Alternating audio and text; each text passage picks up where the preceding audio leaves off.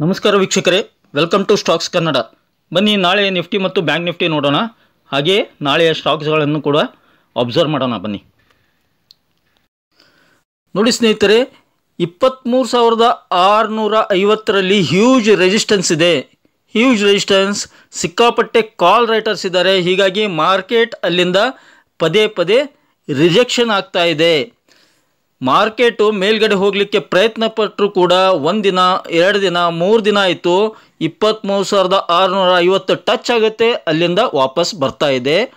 Huge rejection ಆಗ್ತಾ ಇದೆ. ಏನಕ್ಕೆ ಕಾರಣ ಏನಂದರೆ 23,600 ಮತ್ತು 23,700ರಲ್ಲಿ ಹ್ಯೂಜ್ ಕಾಲ್ ರೈಟರ್ಸ್ ಇದ್ದಾರೆ. ಹೀಗಾಗಿ ಅಲ್ಲಿಂದ ರಿಜೆಕ್ಷನ್ ಆಗ್ತಾ ಇದೆ ಮಾರ್ಕೆಟ್. ಆದರೂ ಕೂಡ 23,400 ಸಪೋರ್ಟ್ ತೊಗೊಂಬಿಟ್ಟು ಮತ್ತೆ ಮೇಲ್ಗಡೆ ಹೋಗಿ 23,500ರ ಮೇಲೆ ಕ್ಲೋಸ್ ಆಗಿದೆ. 23,500 ಮೇಲ್ಗಡೆ ಕ್ಲೋಸ್ ಆಗಿದೆ. ನೋಡಿ, ಮೇಲ್ಗಡೆ ಇಲ್ಲಿ ರೆಸಿಸ್ಟೆನ್ಸು, ಇಲ್ಲಿ ಸಪೋರ್ಟ್ ತೊಗೊತಾ ಇದೆ ಕಂಟಿನ್ಯೂ 3 ಡೇಸು. ಹೀಗಾಗಿ 23,400 ಒಂದು ನಾಳೆಗೆ ಹ್ಯೂಜ್ ಸಪೋರ್ಟ್ ಅಂತ ಹೇಳ್ಬೋದು. 23,400 ಒಂದು ಸಪೋರ್ಟ್ ಅಂತ ಕನ್ಸಿಡರ್ ಮಾಡ್ಬೋದು. ಅದನ್ನು ಬಿಟ್ಟರೆ ಡೈರೆಕ್ಟ್ ನೆಕ್ಸ್ಟ್ ಸಪೋರ್ಟು 23,200 ಬರುತ್ತೆ. ಅದರ ನಂತರ 23,200 ಬಿಗ್ ಸಪೋರ್ಟ್ ಇದೆ. ಅದನ್ನು ಈಸಿ ಬ್ರೇಕ್ ಮಾಡೋಕ್ಕಿಲ್ಲ. 23,200 ಒಂದು ಮೇಜರ್ ಸಪೋರ್ಟ್ ಅಂತ ಕನ್ಸಿಡರ್ ಮಾಡ್ಬೋದು ನಾಳೆಗೆ ಮಾತ್ರ. ಇನ್ನು ಅಪ್ಸೈಡಲ್ಲಿ ಅಪ್ಸೈಡ್ 23,650 ಮೇಲೆ ಸಸ್ಟೈನ್ ಆಗಿ ಒಂದು ಅರ್ಧ ಗಂಟೆ ಸ್ಪೆಂಡ್ ಮಾಡಿದರೆ 23,700ವರೆಗೆ, 750, 800ವರೆಗೆ ಈ ಥರ ಟಾರ್ಗೆಟ್ ಇಟ್ಕೋಬಹುದು. ಬಟ್ ಮಾರ್ಕೆಟು ವೋಲಟಿಲಿಟಿ ಕ್ರಿಯೇಟ್ ಆಗ್ತಾ ಇದೆ. ಮಾರ್ಕೆಟ್ನಲ್ಲಿ ಪಾಸಿಟಿವ್ನಿಂದ ವೋಲಟಿಲಿಟಿ ಕ್ರಿಯೇಟ್ ಆಗ್ತಾ ಇದೆ. ಏನಕ್ಕೆ ಅಂದರೆ ಡ್ಯೂ ಟು ಬಜೆಟ್ಗೆ ಸಂಬಂಧಪಟ್ಟಂತೆ ಮಾರ್ಕೆಟ್ ಅವರ್ಸ್ನಲ್ಲಿ ಪ್ರತಿ ಅರ್ಧ ಗಂಟೆಗೆ ಒಂದೊಂದು ನ್ಯೂಸ್ ಬರ್ತಾ ಇದೆ. ಹೀಗಾಗಿ ಮಾರ್ಕೆಟ್ ಅದ್ರ ತಕ್ಕಂಗೆ ರಿಯಾಕ್ಟ್ ಆಗ್ತಾ ಇದೆ. ಅಪ್ಸೈಡು ಡೈರೆಕ್ಟು ಒಂದು 100 points, direct 100 points down side, ಈ ಥರ ಒಂದು ಹ್ಯೂಜ್ ವೋಲಟಿಲಿಟಿ ಇದೆ ಡ್ಯೂ ಟು ಬಜೆಟ್ಗೆ ಸಂಬಂಧಪಟ್ಟಂತೆ. ಬಜೆಟ್ ಹತ್ತಿರ ಬರ್ತಾ ಇರೋದ್ರಿಂದ ಮಾರ್ಕೆಟ್ನಲ್ಲಿ ವೋಲಟಿಲಿಟಿ ಕ್ರಿಯೇಟ್ ಆಗ್ತಾಯಿದೆ. ಇನ್ನೊಂದು ರೀಸನ್ನು, FIIಸು ಇನ್ನೂ ಕ್ಲಿಯರಾಗಿ ಇನ್ವಾಲ್ವ್ ಆಗ್ತಾ ಇಲ್ಲ, ಕ್ಲಿಯರಾಗಿ ಬಾಯ್ ಮಾಡ್ತಾ ಇಲ್ಲ. ಹ್ಯೂಜ್ ಸೆಲ್ಲಿಂಗ್ ಇದೆ ಸಿನ್ಸ್ ಲಾಂಗ್ ಟೈಮ್. ಆಲ್ಮೋಸ್ಟ್ ಆಲು ಯಾವಾಗ ಇಲೆಕ್ಷನ್ ಸ್ಟಾರ್ಟ್ ಆಯಿತು ಆವಾಗಲಿಂದ FIIಸು ಸೆಲ್ಲಿಂಗ್ ಮಾಡ್ತಾನೇ ಇದ್ದಾರೆ. ಮೊನ್ನೆ ಸ್ವಲ್ಪ 7,000 ಕೋಟಿ ಬಾಯ್ ಮಾಡಿದ್ರು. ಅದನ್ನು ಬಿಟ್ಟರೆ ಮತ್ತೆ ಸೆಲ್ ಮಾಡಿದ್ರು ಥರ್ಸ್ಡೇ ಕೂಡ. ಹೀಗಾಗಿ ಅವ್ರ ಸಪೋರ್ಟು ಸಿಗ್ತಾ ಇಲ್ಲ FIIಸು. ಅವರು ಕೂಡ ಒಂದು ವೇಟ್ ಆ್ಯಂಡ್ ವಾಚ್ ಮೋಡ್ನಲ್ಲಿದ್ದಾರೆ. ನೋಡೋಣ ಏನಾಗುತ್ತೆ ಬಜೆಟ್ದು, ಆ ಥರ ಒಂದು ಅವ್ರದ್ದು ಒಂದು ಥಾಟ್ ಇರ್ಬೋದು ಅನಿಸುತ್ತೆ. ಆಮೇಲೆ ಮಾರ್ಕೆಟ್ ಇನ್ನೊಂದು ಇಂಪಾರ್ಟೆಂಟ್ ಏನಂದರೆ, ಇಲ್ಲಿ ಏನು ಫಾಲ್ ಆಗಿತ್ತು 4ನೇ ತಾರೀಕು ಅದನ್ನೆಲ್ಲ ಕವರ್ ಮಾಡಿಬಿಟ್ಟು slow and study upside move ಆಯಿತು. ಈಗಿಲ್ಲಿ ಹ್ಯೂಜ್ ರೆಸಿಸ್ಟೆನ್ಸ್ ಫೇಸ್ ಆಗ್ತಾ ಇದೆ. ಇದನ್ನೆಲ್ಲ ದಾಟಿ ಹ್ಯೂಜ್ ರೆಸಿಸ್ಟೆನ್ಸ್ ಫೇಸ್ ಆಗ್ತಾ ಇದೆ. ಹೀಗಾಗಿ ಈ ರೆಸಿಸ್ಟೆನ್ಸನ್ನು ಕ್ಲಿಯರ್ ಮಾಡೋದು ಅಷ್ಟು ಈಸಿ ಇಲ್ಲ. ಅಪ್ಸೈಡ್ ಏನಾದರೂ ಬಿಗ್ ವಾಲ್ಯೂಮ್ನೊಂದಿಗೆ ಹೋದರೆ ಮೇಲ್ಗಡೆ ಹೋಗುತ್ತೆ, ಇಲ್ಲಾಂದರೆ ಗ್ಯಾಪ್ ಅಪ್ ಓಪನಿಂಗ್ ಆಗಬೇಕು. More than 100 points gap up opening ಆದರೆ ಸಸ್ಟೇನ್ ಆಗುತ್ತೆ. ಇಲ್ಲಾಂದರೆ ಮಾರ್ಕೆಟ್ ಮತ್ತು ವೋಲಟಿಲಿಟಿ ಸೇಮ್ ಅಷ್ಟೇ, ಡೌನ್ ಸೈಡ್ ಒಂದು 100 to 150 ಫಾಲ್ ಆಗುತ್ತೆ, ಮತ್ತೆ ರಿಕವರಿ ಆಗಿ ಮತ್ತೆ 23,400, 450, 500ರಲ್ಲಿ ಕ್ಲೋಸ್ ಆಗ್ಬೋದು. ಅಥವಾ ಮೇಲ್ಗಡೆ ಹೋದರೂ ಕೂಡ ಮತ್ತೆ ರಿಜೆಕ್ಷನ್ ಆಗಿ ಮತ್ತೆ 23,500, 23,450 ಆ ಥರ ಒಂದು ಕವರ್ ಆಗ್ಬೋದು. ಟೋಟಲಿ ನಾ ಹೇಳೋದೇನೆಂದರೆ ಮಾರ್ಕೆಟ್ ಇದೇ ರೇಂಜ್ನಲ್ಲಿ ಇರಬಹುದು ಅಂತ ನನಗನ್ನಿಸ್ತಾ ಇದೆ. ಟೈಮ್ ಸ್ಪೆಂಡ್ ಮಾಡುತ್ತೆ ಎಲ್ಲಿವರೆಗೆ, ಬಜೆಟ್ವರೆಗೆ ಒಂದು. ನಂತರ ಇಲ್ಲೊಂದು ಬಿಗ್ ಸಪೋರ್ಟ್ ಇದೆ ನೋಡಿ, 23,000 ಒಂದು ಬಿಗ್ ಸಪೋರ್ಟ್ ಇದೆ.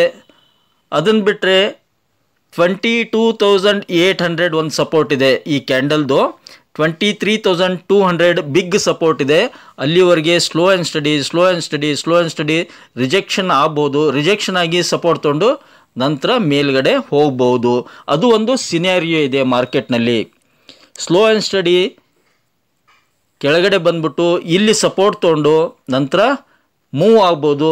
ಅಲ್ಲಿವರೆಗೆ ಅಂದರೆ ಬಜೆಟನ್ನು ಬರುತ್ತೆ, ಬಜೆಟ್ನಲ್ಲಿ ಏನಾದರೂ ಬೂಸ್ಟಪ್ ನ್ಯೂಸ್ ಸಿಕ್ಕರೆ ನಂತರ ಇದನ್ನೆಲ್ಲ ಕ್ರಾಸ್ ಮಾಡಿಬಿಟ್ಟು ಮೇಲ್ಗಡೆ ಹೋಗೋ ಚಾನ್ಸಸ್ ಇರುತ್ತೆ. ಹೀಗಾಗಿ ಡೇ ಟ್ರೇಡರ್ಸ್ ಸ್ಪೆಷಲಿ ಆಪ್ಷನ್ ಬಯಸ್ಗೆ ನಾ ಹೇಳೋ ಕಿವಿ ಮಾತೇನೆಂದರೆ ದಯವಿಟ್ಟು ಬಜೆಟ್ವರೆಗೆ ಯಾರೂ ಟ್ರೇಡ್ ಮಾಡಲಿಕ್ಕೆ ಹೋಗಬೇಡಿ. ಇಲ್ಲ ಟ್ರೇಡ್ ಮಾಡಲೇಬೇಕಂದ್ರೆ ದಯವಿಟ್ಟು ಸಪೋರ್ಟು, ರೆಸಿಸ್ಟೆನ್ಸು, ಪಿವೋಟ್ ಪಾಯಿಂಟ್ಸು ನೋಡ್ಕೊಂಡ್ಬಿಟ್ಟು ಟ್ರೇಡ್ ಮಾಡಿ. ಅದು ಕೂಡ ಅತಿ ಕಡಿಮೆ ಕ್ವಾಂಟಿಟಿ, ಕೇವಲ ಒಂದೇ ಲಾಟ್ನಲ್ಲಿ ಟ್ರೇಡ್ ಮಾಡಿ. ಅದನ್ನು ಬಿಟ್ಟರೆ ಜಾಸ್ತಿ ದುಡ್ಡನ್ನು ಹಾಕಲಿಕ್ಕೆ ಹೋಗಬೇಡಿ. ಹ್ಯೂಜ್ ವಾಲಟಿಲಿಟಿ ಇರುತ್ತೆ, ಎಲ್ಲ ಪ್ರೀಮಿಯಮ್ಮು ಡಿಕೆ ಆಗೋ ಚಾನ್ಸಸ್ ಇರ್ತವೆ. ಹೀಗಾಗಿ ದಯವಿಟ್ಟು ಕೇವಲ ಅಬ್ಸರ್ವ್ ಮಾಡಿ, ಸ್ಟಡಿ ಮಾಡಿ ಮಾರ್ಕೆಟನ್ನು. ತಪ್ಪೇನಿಲ್ಲ, ನಾವು ಟ್ರೇಡ್ ಮಾಡಲೇಬೇಕು ಅಂತ ಏನಿಲ್ಲ, ಪ್ರತಿದಿನ ಅಬ್ಸರ್ವ್ ಮಾಡೋಣ. ಅಬ್ಸರ್ವ್ ಮಾಡಿ ಬಜೆಟ್ನಲ್ಲಿ ನಮಗೆ ಚಾನ್ಸ್ ಸಿಗುತ್ತೆ, ಆ ಟೈಮ್ನಲ್ಲಿ ಟ್ರೇಡ್ ಮಾಡೋಣ. ಸದ್ಯ ಅಬ್ಸರ್ವ್ ಮಾಡೋಣ ಅಂತ ನನ್ನ ಒಂದು ವೈಯಕ್ತಿಕ ಅಭಿಪ್ರಾಯ ಸ್ನೇಹಿತರೆ. ಟೋಟಲಿ ಸಿನಾರಿಯೋ ಪಾಸಿಟಿವ್ ಟು ಒಂದು ನ್ಯೂಟ್ರಲ್ ಬಂದಿದೆ. ಇಷ್ಟು ದಿನ ಪಾಸಿಟಿವ್ ಇತ್ತು ಮಾರ್ಕೆಟು, ಇಷ್ಟು ದಿನ ಮಾರ್ಕೆಟು ಪಾಸಿಟಿವ್ ಇತ್ತು. ಈಗ ಪಾಸಿಟಿವ್ನಿಂದ ಒಂದು ನ್ಯೂಟ್ರಲ್ ಮೋಡ್ನಲ್ಲಿ ಬರ್ತಾ ಇದೆ ಡ್ಯೂ ಟು ಒಂದು ರೆಸಿಸ್ಟೆನ್ಸ್ನಿಂದ. ಹೀಗಾಗಿ ನಾಳೆ ಮಾರ್ಕೆಟು ಮತ್ತೆ ಒಂದು ವೊಲಟಿಲಿಟಿ ಸೆಷನ್ ಆಗ್ಬೋದು. ಅಪ್ಸೈಡ್ ಮೂವ್ ಆದರೂ ಕೂಡ ರಿಜೆಕ್ಷನ್ ಆಗ್ಬೋದು, ಡೌನ್ ಸೈಡ್ ಬಂದರೂ ಕೂಡ ಮತ್ತೆ ಸೆಕೆಂಡ್ ಹಾಫ್ನಲ್ಲಿ ಮತ್ತೆ ಮೇಲ್ಗಡೆ ಮೂವ್ ಆಗೋ ಚಾನ್ಸಸ್ಸೂ ಇರುತ್ತೆ. ಹೀಗಾಗಿ ಒಂದು ರೇಂಜ್ ಬೌಂಡ್ ಲಾಸ್ಟಿಗೆ ಬರೋದೇನೋ at the time of closing ಮತ್ತೆ ಒಂದು 30ರಿಂದ 50 ಪಾಯಿಂಟು ಡಿಫ್ರೆನ್ಸ್ ಆಗ್ಬೋದು ಅಷ್ಟೇ ಹೊರತು ಜಾಸ್ತಿ ಮೇಜರ್ ಇಂಟ್ರಾಡೇ ಮೂವ್ಮೆಂಟ್ ಇರುತ್ತೆ ಅಂತ ಹೇಳಲಿಕ್ಕೆ ಇಷ್ಟಪಡ್ತೀನಿ. ಇನ್ನು ವೀಕ್ಲಿ ಚಾರ್ಟ್ ನೋಡೋದಾದರೆ ಆದರೆ ವೀಕ್ಲಿ ಚಾರ್ಟ್ನಲ್ಲಿ ಇನ್ನೂ ನೆಗೆಟಿವಿಟಿ ಕ್ರಿಯೇಟ್ ಆಗಿಲ್ಲ. ಇದನ್ನೊಂದು ಅರ್ಥ ಮಾಡ್ಕೋಬೇಕು. ವೀಕ್ಲಿ ಚಾರ್ಟ್ನಲ್ಲಿ ಇನ್ನೂ ನೆಗೆಟಿವಿಟಿ ಕ್ರಿಯೇಟ್ ಆಗಿಲ್ಲ. ಏನಾದರೂ ಈ ವಾರದ್ದು ಕ್ಯಾಂಡಲ್ಲು ಇದ್ರ ಕೆಳಗಡೆ ಕ್ಲೋಸ್ ಆದರೆ, ಈ ಲೋ ಕೆಳಗಡೆ ಕ್ಲೋಸ್ ಯಾವಾಗುತ್ತೆ ಆವಾಗ ನೆಗೆಟಿವಿಟಿ ಕ್ರಿಯೇಟ್ ಆಗುತ್ತೆ. 23,200 23,200 ಕೆಳಗಡೆ ಬಂದರೆ ನೆಕ್ಸ್ಟ್ ಟಾರ್ಗೆಟ್ 23,000, ಅದರ ನೆಕ್ಸ್ಟು 27,800 ವೀಕ್ಲಿ. ಇವು ಒಂದು ಲೆವೆಲ್ಸ್ ಅಂತ ಹೇಳ್ಬೋದು. ಇನ್ನು ವೀಕ್ಲಿ ಅಪ್ಸೈಡ್ ಮೂಮೆಂಟಮ್ ಸ್ವಲ್ಪ ಕಡಿಮೆ ಅಂತಲೇ ಹೇಳ್ಬೋದು. ಏಕೆಂದರೆ ಗ್ಲೋಬಲ್ ಕ್ಯೂಸ್ ಅಮೇರಿಕನ್ ಮಾರ್ಕೆಟ್ ಕೂಡ ಅಷ್ಟೊಂದು ಸಪೋರ್ಟಿವ್ ಇಲ್ಲ. ಆಮೇಲೆ ರುಪಿ ಕೂಡ ರೇಟು ಜಾಸ್ತಿ ಆಗಿದೆ. ಕಂಪೇರ್ ಟು ಡಾಲರ್ ಕಂಪೇರ್ ಮಾಡಿದರೆ ರುಪಿ ಜಾಸ್ತಿ ಆಗಿದೆ, ಕಾಸ್ಟ್ಲಿ ಆಗಿದೆ. ಹೀಗಾಗಿ ಅದು ಒಂದು ಮ್ಯಾಟರ್ ಆಗುತ್ತೆ ಮಾರ್ಕೆಟ್ ಮೇಲೆ. ಹೀಗಾಗಿ ಅಪ್ಸೈಡ್ ಮೂಮೆಂಟಮ್ ಕಡಿಮೆ, ಕೇವಲ ಒಂದು ವಾಲಟಿಲಿಟಿ. ಈ ಥರ ಒಂದು ಟೈಮ್ ಪಾಸ್ ಮಾಡ್ತಾ ಹೋಗ್ಬೋದು, ಕ್ಯಾಂಡಲ್ ಕ್ರಿಯೇಟ್ ಮಾಡ್ತಾ ಟೈಮ್ ಪಾಸ್ ಮಾಡ್ಬೋದು ಅಂತ ನನ್ನ ಒಂದು ಅಭಿಪ್ರಾಯ ಸ್ನೇಹಿತರೆ. ಇನ್ನು ಬ್ಯಾಂಕ್ ನಿಫ್ಟಿಯಲ್ಲಿ ಇಲ್ಲೊಂದು ಲೆವೆಲ್ ಕೊಟ್ಟಿದ್ದೆ ನಾನು ಸುಮಾರು ಒಂದು 4-5 ದಿನ ಕೆಳಗಡೆ. ಈ ಕ್ಯಾಂಡಲ್ ಇದ್ದಾಗ ಬ್ಯಾಂಕ್ ನಿಫ್ಟಿಯಲ್ಲಿ ಸುಮಾರು ಒಂದು 1,000-1,500 ಪಾಯಿಂಟ್ ರ್ಯಾಲಿ ಪೆಂಡಿಂಗ್ ಇದೆ ಅಂತ ಹೇಳಿದ್ದೆ. ಅದರ ಪ್ರಕಾರನೇ ಒಂದು 1,500 ಪಾಯಿಂಟ್ಗಳ ರ್ಯಾಲಿ ಕೊಟ್ಟಿದೆ. ಎಲ್ಲಿವರೆಗೆ 52,000ವರೆಗೆ ರ್ಯಾಲಿ ಕೊಟ್ಬಿಟ್ಟು ಅಲ್ಲಿಂದ ರಿಜೆಕ್ಷನ್ ಆಗ್ತಾ ಇದೆ ನೋಡಿ. ಬಿಕಾಸ್ ಆಫ್ ಹ್ಯೂಜ್ ರಿಜೆಕ್ಷನ್ 52,000ರಲ್ಲಿ ಮತ್ತೆ ಕಾಲ್ ರೈಟರ್ಸ್, ಸೆಲ್ಲರ್ಸ್ ಸಿಕ್ಕಾಪಟ್ಟೆ ಇನ್ವಾಲ್ವ್ ಆಗಿದ್ದಾರೆ. ಹೀಗಾಗಿ 3 ದಿನದಿಂದ 52,000ವರೆಗೆ ಹೋಗುತ್ತೆ, ಅಲ್ಲಿಂದ ರಿಜೆಕ್ಷನ್ ಆಗುತ್ತೆ. 51,800, 51,900ವರೆಗೆ ಅಪ್ಸೈಡ್ ಮೂವ್ ಆಗುತ್ತೆ, ಅಲ್ಲಿಂದ ರಿಜೆಕ್ಷನ್ ಆಗ್ತಾ ಇದೆ ಮಾರ್ಕೆಟು. ಏನಕ್ಕೆ ಅಂದರೆ because of huge call writers. Sellers 52,000ರಲ್ಲಿ 51,900ರಲ್ಲಿ ಸಿಕ್ಕಾಪಟ್ಟೆ ಇದ್ದಾರೆ. ಹೀಗಾಗಿ ಅಲ್ಲಿಂದ ಮಾರ್ಕೆಟ್ ರಿಜೆಕ್ಷನ್ ಆಗ್ತಾ ಇದೆ. ಇನ್ನೇ ನಾಳಿದು ನೋಡೋದಾದರೆ ನಮಗೆ ಕೆಳಗಡೆ ಸಪೋರ್ಟ್ ಬಂದುಬಿಟ್ಟು ಬಿಗ್ ಸಪೋರ್ಟ್ 51,000, 51,000. ಮೊನ್ನೆದ್ದು ಶುಕ್ರವಾರದ್ದು 51,224 ಒಂದು ಲೋ ಆಗಿತ್ತು. ಹೀಗಾಗಿ 51,000 ರೌಂಡ್ ಫಿಗರ್ ಬಿಗ್ ಸಪೋರ್ಟ್ ಬರುತ್ತೆ. ಅಪ್ಸೈಡ್ ನಾವು 52,000 ದಾಟುವರೆಗೆ ಯಾವುದೇ ಪಾಸಿಟಿವಿಟಿ ಇಲ್ಲ. 52,000 ದಾಟಿದ ಮಾತ್ರ ಟುವರ್ಡ್ಸ್ 53,000ವರೆಗೂ ಹೋಗ್ಬೋದು. ನಾಳೆಗೆ 52,000 ಏನಾದರೂ ದಾಟ್ತು ಅಂದರೆ 52,200ವರೆಗೂ ಹೋಗ್ಬೋದು. ಸಪೋಸ್ ಮಾರ್ಕೆಟು ಫ್ಲ್ಯಾಟ್ ಓಪನಿಂಗ್ ಆಗಿ ಒಂದು 51,560 660 ಇವತ್ತಿನ ಪ್ರೈಸು. ಮಾರ್ಕೆಟ್ ನಾಳೆ ಏನಾದರೂ ಫ್ಲ್ಯಾಟ್ ಓಪನಿಂಗ್ ಆಗಿ 51,558 ಇದೆ ಅಲ್ಲ, 51,600 ಕ್ರಾಸ್ ಆಯಿತು ಅಂದರೆ ಮತ್ತೆ 650 670 ಅಲ್ಲಿವರೆಗೆ ಹೋಗಿ ಅಲ್ಲಿಂದ ಮತ್ತೆ ರಿಜೆಕ್ಷನ್ ಆಗೋ ಚಾನ್ಸಸ್ ಇರುತ್ತೆ. ಹೀಗಾಗಿ ಮಾರ್ಕೆಟ್ ಸ್ವಲ್ಪ ಮೂವ್ ಆಯ್ತು ಅಪ್ಸೈಡ್ ಅಂದರೆ ಇಮಿಡಿಯೇಟ್ ಆಗಿ ಬಾಯ್ ಮಾಡಲಿಕ್ಕೆ ಹೋಗಬೇಡಿ. ಸಪೋರ್ಟ್ ರೆಸಿಸ್ಟೆನ್ಸ್ ನೋಡಿ ಬ್ರೇಕ್ಔಟ್ ಆಗಿತ್ತಂದರೆ ಮಾತ್ರ ಕನ್ಸಿಡರ್ ಮಾಡಿ, ಅದರ್ವೈಸ್ ಬಿಟ್ಟು ಬಿಡಿ. ಇನ್ನೊಂದು ಸಲಹೆ ಏನಂದರೆ ಅಪ್ಸೈಡ್ ಏನಿರ್ತಲ್ಲ, sell on the rise buy on the dip ಅಂತ ಹೇಳಲಿಕ್ಕೆ ಇಷ್ಟಪಡ್ತೀನಿ. ಟಾಪ್ನಲ್ಲಿ ಸೆಲ್ ಮಾಡೋಣ, ಡೌನ್ನಲ್ಲಿ ಬಾಯ್ ಮಾಡೋಣ, ಇದು ಒಂದು ಬೆಸ್ಟ್ ಸ್ಟ್ರಾಟಜಿ ಅಂತ ಹೇಳ್ಬೋದು. ಟಾಪ್ ಏನು 51,560 570 ನಿಯರ್ 700 51,700 ನಿಯರ್ ಅಲ್ಲಿ ಸೆಲ್ ಮಾಡ್ಬೋದು. ಡೌನ್ ಸೈಡ್ ಏನು 51,200 51,250 ಅಲ್ಲಿ ಬಾಯ್ ಮಾಡ್ಬೋದು. ಈ ಒಂದು ಸ್ಟ್ರಾಟಜಿನ ಅದು ಕೂಡ ಸಪೋರ್ಟು ರೆಸಿಸ್ಟೆನ್ಸ್ ನೋಡಿ ಬಾಯ್ ಆ್ಯಂಡ್ ಸೆಲ್ ಮಾಡಬೇಕಾಗುತ್ತೆ. ಈ ಒಂದು ಸ್ಟ್ರಾಟಜಿ ಅಪ್ಲೈ ಮಾಡೋದು ಉತ್ತಮ. ಡ್ಯೂ ಟು ವೊಲಟಿಲಿಟಿ ನೋಡಿ, 1 ದಿನ 2 ದಿನ 3 ದಿನ ಕಂಟಿನ್ಯೂ 52,000 ಹತ್ತಿರ ಹೋಗಿ ರಿಜೆಕ್ಷನ್ ಆಗಿದೆ. ಹೀಗಾಗಿ ಮಾರ್ಕೆಟ್ನಲ್ಲಿ ಪಾಸಿಟಿವ್ನಿಂದ ನ್ಯೂಟ್ರಲ್ ಸೆಂಟಿಮೆಂಟ್ ಕ್ರಿಯೇಟ್ ಆಗಿದೆ. ಐ ರಿಪೀಟ್, ಪಾಸಿಟಿವ್ನಿಂದ ನ್ಯೂಟ್ರಲ್, ಇನ್ನೂ ನೆಗೆಟಿವಿಟಿ ಇಲ್ಲ, ಪಾಸಿಟಿವ್ನಿಂದ ನ್ಯೂಟ್ರಲ್ ಸೆಂಟಿಮೆಂಟ್ ಕ್ರಿಯೇಟ್ ಆಗಿದೆ. ಇನ್ನು ವೀಕ್ಲಿ ಚಾರ್ಟ್ ನೋಡೋದಾದರೆ, ವೀಕ್ಲಿ ಚಾರ್ಟ್ ನೋಡಿ, ವೀಕ್ಲಿ ಚಾರ್ಟ್ನಲ್ಲಿ ಯಾವುದೇ ನೆಗೆಟಿವಿಟಿ ಅಂತ ತೋರಿಸ್ತಾ ಇಲ್ಲ, ಇನ್ನೂ ಪಾಸಿಟಿವಿಟಿ ಇದೆ ಅಂತ ಹೇಳ್ತಾ ಇದೆ. ಆದರೆ ಇದರ ಲೋ ಯಾವಾಗ ಕ್ಲೋಸ್ ಆಗುತ್ತೆ ಆವಾಗ ಒಂದು ನೆಗೆಟಿವಿಟಿ ಕ್ರಿಯೇಟ್ ಆಗುತ್ತೆ. ಅಂದರೆ 51,000 ಕೆಳಗಡೆ ಕ್ಲೋಸ್ ಆದರೆ ಡೈಲಿ ಬೇಸಿಸ್ ಮೇಲೆ 51,000 ಕೆಳಗಡೆ ಏನಾದರೂ ಕ್ಯಾಂಡಲ್ ಕ್ಲೋಸ್ ಆಗಿದ್ರೆ, ಇದ್ರ ಕೆಳಗಡೆ ಕ್ಯಾಂಡಲ್ ಕ್ಲೋಸ್ ಆದರೆ ಆವಾಗ ನಾವು ಸೀರಿಯಸ್ ಆಗಿ ಕನ್ಸಿಡರ್ ಮಾಡಬೇಕಾಗುತ್ತೆ ವೀಕ್ಲಿ ಚಾರ್ಟ್ನಲ್ಲಿ. ಅದರ್ವೈಸ್ ಇನ್ನೂ ಪಾಸಿಟಿವಿಟಿ ಇದೆ, ಯಾವುದೇ ನ್ಯೂಟ್ರಲ್ ಇದೆ. ಇನ್ನು HDFC ಬ್ಯಾಂಕ್ ಚಾರ್ಟ್ ಇದು ನೋಡಿ, 5 ನಿಮಿಷದ್ದು ಚಾರ್ಟ್ ಇದು. ಏನಕ್ಕೆ ಅಂದರೆ 1670 ಹೆಚ್ಚು ಕಮ್ಮಿ 1670ರಲ್ಲಿ ಓಪನ್ ಆದರೂ ಕೂಡ ಫಾಲ್ ಆಯಿತು ಬಿಗಿನಿಂಗ್ ಒಂದು ಅವರ್ಸ್ನಲ್ಲಿ. ನಂತರ ಸೆಕೆಂಡ್ ಹಾಫ್ನಲ್ಲಿ ನೋಡಿ ಎಷ್ಟು ರಿಕವರಿ ಆಯಿತು, 1672ವರೆಗೆ ರಿಕವರಿ ಆಗಿ ಮತ್ತೆ ಒಂದು ಕನ್ಸಾಲಿಡೇಷನ್ ಮೋಡ್ವರೆಗೆ ಬಂದು ಕೇವಲ -3 ಪಾಯಿಂಟ್ನಲ್ಲಿ ಕ್ಲೋಸ್ ಆಗಿದೆ. ಆಲ್ಮೋಸ್ಟ್ ಆಲು 20 ಪಾಯಿಂಟ್ ನೆಗೆಟಿವ್ನಲ್ಲಿತ್ತು. ಯಾವಾಗ 12:30 1 ಗಂಟೆ ಸುಮಾರು. ಸೆಕೆಂಡ್ ಹಾಫ್ನಲ್ಲಿ ಆಲ್ಮೋಸ್ಟ್ ಆಲ್ ಒಂದು 17 ಪಾಯಿಂಟ್ ರಿಕವರಿ ಆಗಿದೆ. HDFC ಬ್ಯಾಂಕ್ 17 ಪಾಯಿಂಟ್ ರಿಕವರಿ ಆಯಿತು. ಹೀಗಾಗಿ HDFC ಬ್ಯಾಂಕು ಡೈಲಿ ಚಾರ್ಟ್ನಲ್ಲಿ ಇನ್ನೂ ನಾನು ಹೇಳಿದಾಗೆ ನೋಡಿ, ಇದು ಕೂಡ ಒಂದು ಕನ್ಸಾಲಿಡೇಷನ್ ಮೋಡ್ನಲ್ಲಿದೆ. ಬಟ್ ಹ್ಯಾಮರ್ ಕ್ಯಾಂಡಲ್ ಫಾರ್ಮ್ ಆಗಿದೆ, ಇದು ಒಂದು ಮೈಲ್ಡ್ ಅಪ್ಸ್ವಿಂಗ್ ಸಿಗಬಹುದು ಅನಿಸುತ್ತೆ.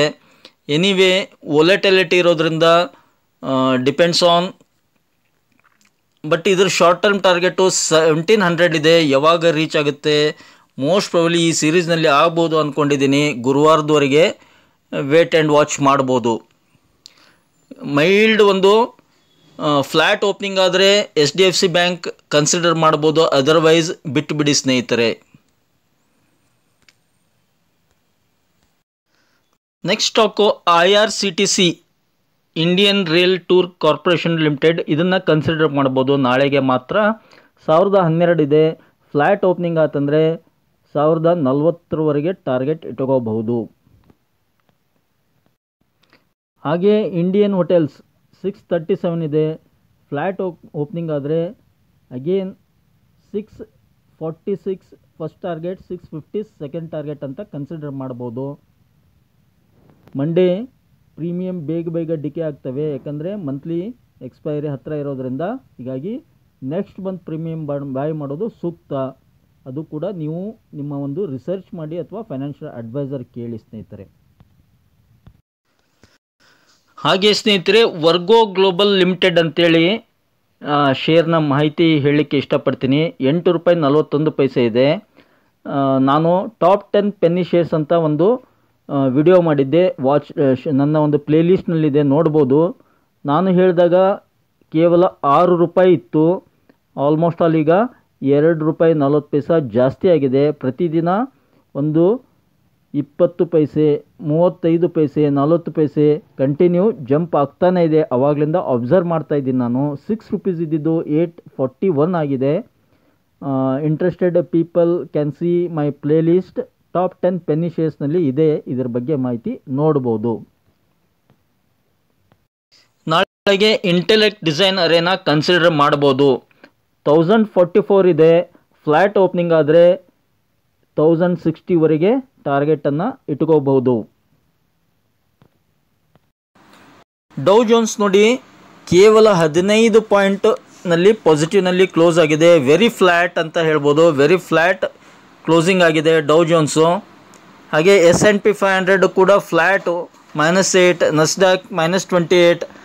ಯಾವುದೇ ಒಂದು ಮೂಮೆಂಟಮ್ ಇಲ್ಲ, ಫ್ಲ್ಯಾಟ್ನಲ್ಲಿದೆ. ಒಂದು ಪಾಸಿಟಿವ್ ಏನಂದರೆ ಡೌ ಜೋನ್ಸ್ 39,000 ಮೇಲ್ಗಡೆನೇ ಇದೆ. ಇನ್ನು ಯಾವಾಗ 39,000 ಕೆಳಗಡೆ ಬಂದರೆ ನೆಗೆಟಿವಿಟಿ ಕ್ರಿಯೇಟ್ ಆಗುತ್ತೆ. ಅದು ಒಂದು ಕೂಡ ಇನ್ನೂ ನೆಗೆಟಿವಿಟಿ ಕ್ರಿಯೇಟ್ ಆಗಿಲ್ಲ ಅಂತ ಹೇಳಲಿಕ್ಕೆ ಇಷ್ಟಪಡ್ತೀನಿ. ಏನಕ್ಕೆ ಅಂದರೆ ಅಮೇರಿಕನ್ ಮಾರ್ಕೆಟ್ನಲ್ಲಿ ಕೂಡ ಸಪೋರ್ಟ್ ಅಂತ ಕನ್ಸಿಡರ್ ಮಾಡ್ಬೋದು. ಮೈಲ್ಡ್ ಅಲ್ಲಿ ಕೂಡ ಒಂದು ರೇಂಜ್ ಬೌಂಡೇ ಇದೆ. ಹೀಗಾಗಿ ನಮ್ಮ ಮಾರ್ಕೆಟ್ ಕೂಡ ಒಂದು ರೇಂಜ್ ಬೌಂಡ್ನಲ್ಲಿ ಮುಗಿಬೋದು. ಸೊ ಇಂಪಾರ್ಟೆಂಟ್ SGX ನಿಫ್ಟಿ ಅಥವಾ ಗಿಫ್ಟ್ ನಿಫ್ಟಿ ನೋಡಿ, -9 ಪಾಯಿಂಟ್ನಲ್ಲಿ ಕ್ಲೋಸ್ ಆಗಿದೆ. ಕೇವಲ 9.5 ಪಾಯಿಂಟ್ ಮೈನಸ್ನಲ್ಲಿ ಕ್ಲೋಸ್ ಆಗಿದೆ. ಹೀಗಾಗಿ ನಾಳೆ ಮೈಲ್ಡ್ ಫ್ಲ್ಯಾಟ್ ಓಪನಿಂಗ್ ಆಗ್ಬೋದು ಅಂತ SGX ನಿಫ್ಟಿ ಹೇಳ್ತಾ ಇದೆ. ಬಟ್ ಡೋಂಟ್ ನೋ, ಫ್ಲ್ಯಾಟೂ ಆಗ್ಬೋದು ಅಥವಾ ಒಂದು ಗ್ಯಾಪ್ ಡೌನ್ನೂ ಆಗ್ಬೋದು. ಎರಡೂ ಒಂದು ಚಾನ್ಸಸ್ ಇರುತ್ತೆ. ಎರಡಕ್ಕೂ ನಾವು ಪ್ರಿಪೇರ್ ಆಗಿರಬೇಕು. ಇನ್ನೊಂದು ಕಿವಿ ಮಾತೇನೆಂದರೆ, ಯಾರೂ ಕೂಡ ಆಪ್ಷನ್ಸನ್ನು ನೆಕ್ಸ್ಟ್ ಡೇಗೆ ಓವರ್ ನೈಟ್ ಇಟ್ಕೊಳ್ಳೋಕೆ ಹೋಗಬೇಡಿ. ಅವತ್ತಿನ ದಿನವೇ ಕ್ಲೋಸ್ ಮಾಡ್ಕೊಂಬಿಡಿ. ಯಾಕಂದರೆ ಹ್ಯೂಜ್ ವೊಲಟಿಲಿಟಿ ಇರೋದ್ರಿಂದ ಆಪ್ಷನನ್ನು ಬೈ ಮಾಡಿ ನಾವು ನೆಕ್ಸ್ಟ್ ಡೇಗೆ ಇರಲಿ ಅಂತ ರಾತ್ರಿ ಎಲ್ಲ ಇಟ್ಕೊಂಡ್ರೆ ಕಂಪ್ಲೀಟ್ ಗ್ಯಾಪ್ ಅಪ್ ಅಥವಾ ಗ್ಯಾಪ್ ಡೌನ್ ಓಪನಿಂಗ್ ಆದರೆ ದುಡ್ಡು ಸಾಕಷ್ಟು ಲಾಸ್ ಆಗೋ ಚಾನ್ಸಸ್ ಇರುತ್ತೆ. ಹೀಗಾಗಿ ದಯವಿಟ್ಟು ಮೈಂಡ್ಸೆಟ್ಟನ್ನು ಕ್ರಿಯೇಟ್ ಮಾಡ್ಕೊಂಡ್ಬಿಡಿ. ಇಂಟ್ರಾಡೇ ಟ್ರೇಡನ್ನು ಇಂಟ್ರಾಡೇಯಲ್ಲೇ ಮುಗಿಸ್ಬಿಡಿ. ಕ್ಯಾರಿ ಫಾರ್ವರ್ಡ್ ಮಾಡ್ಕೋಬೇಡಿ ಯಾರು.